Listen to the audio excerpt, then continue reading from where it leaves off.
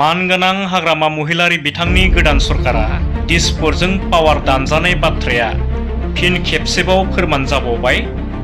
बे लाइजामाव मा लिरनाय दङ नोंथांमोना फरायनानै नायग्रो। थांनाय प्रमद बर' बिथांनि बिटिआर सरकार थानाय समाव बिटिआरनि दरबा जिल्लायावहाय जत' लकेल हलिडेफोर जायो बेफोर हलिडेफोरखौ फालिनो थाखाय बिटिसिनिफ्रायसो थोंजों अर्डार ओंखारोमोन फालिनो थाखाय।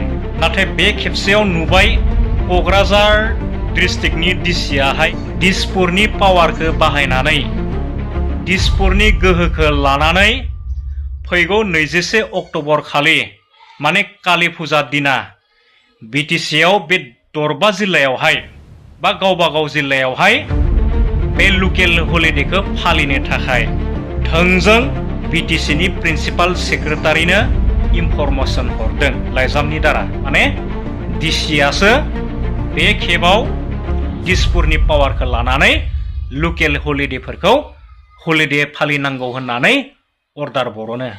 दा नोंथांमोना साननानै नाय पावारा दानजामारदोंना दानजामाराखै।